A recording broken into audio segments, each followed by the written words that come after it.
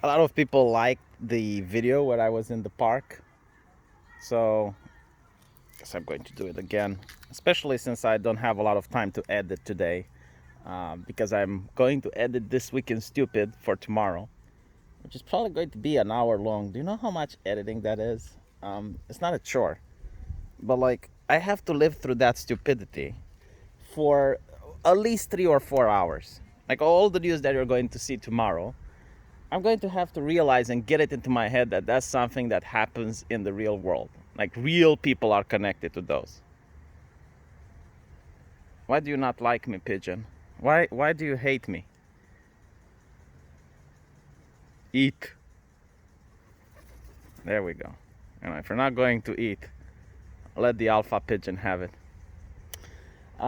So I'm not going to show my face again because it was really weird.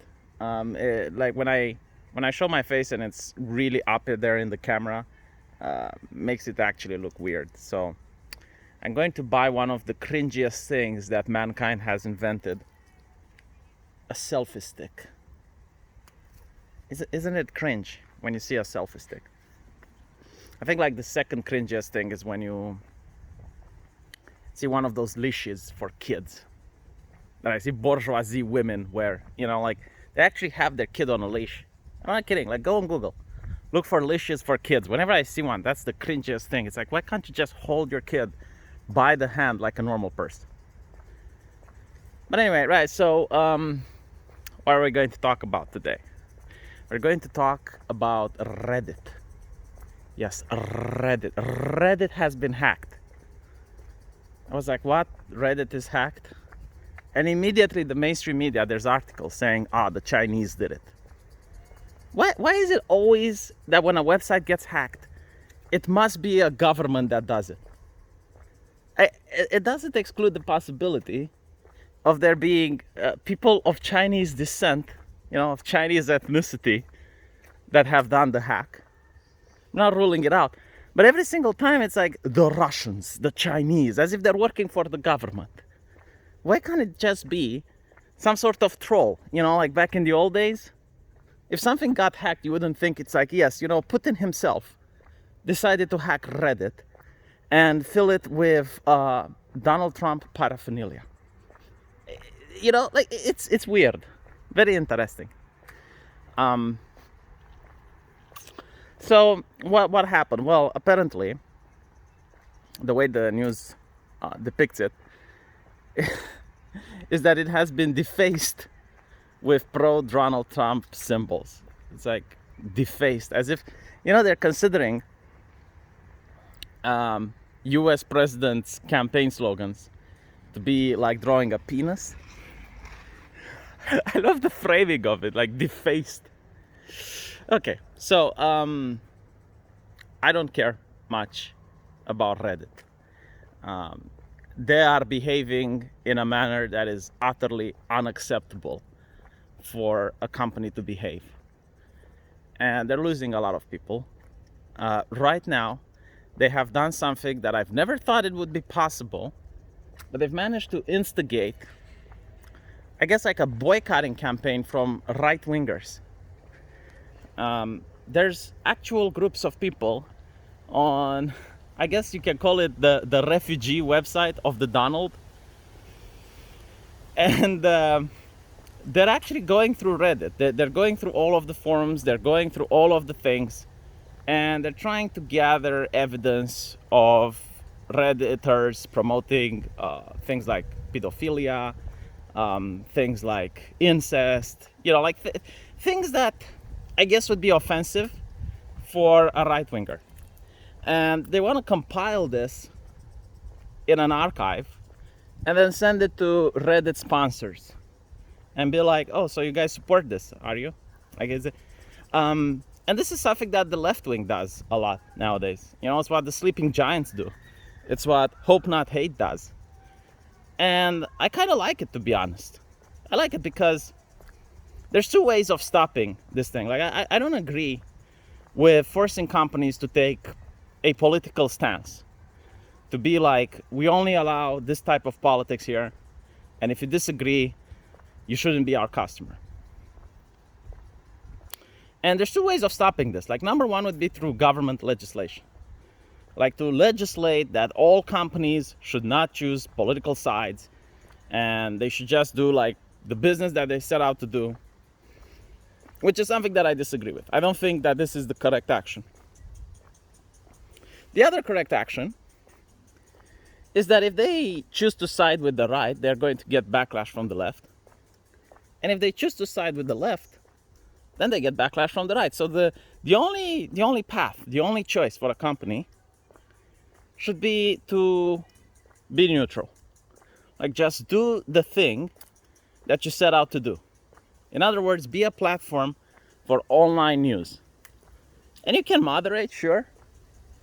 Like gore and like pornography and stuff like that. Okay, fine. But when I see that the biggest thread on Reddit, the Donald, is under constant harassment, under constant pressure, then you have a problem. It's like, it's not your business what people say. Like, if I have a bar and I have a couple of bikers joining the bar, and like, it's not my business what they're talking about, as long as they're not fighting, as long as they're not putting a bomb on the table and starting tinkering with it in order to do their next heist or whatever, or putting out their drugs in full display and I guess starting to sell their merchandise in my establishment, then it's not my business what they're talking about. Like, nothing on the Donald that I have seen was illegal. So if it's not illegal, why the fuck do you care about it? And okay, so you need to understand how Reddit works, because this is another thing that bothers me. The way they work is that they don't hire moderators themselves. Look at this, the white supremacy train is going to come towards us.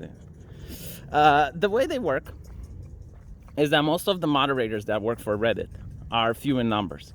So what they do is that if you make a subreddit, let's say you make widgets.com, then everything that's being said on that platform is going to be your responsibility to moderate. So if someone joins that platform, it doesn't matter who, right? If someone goes on your subreddit and says something offensive, well, it's your job to ban it. It's not the job of the Reddit moderators to ban it. And the Reddit moderators are going to go on your subreddit, and if they see a lot of things that they disagree with, they're going to shut down your subreddit. It's a tactic that was used in the death camps by the Nazis, really. It's very effective. And it's cost efficient. That's why they used it, because it saves them money. They would have, from the prisoners, they would choose a person that would be a capo.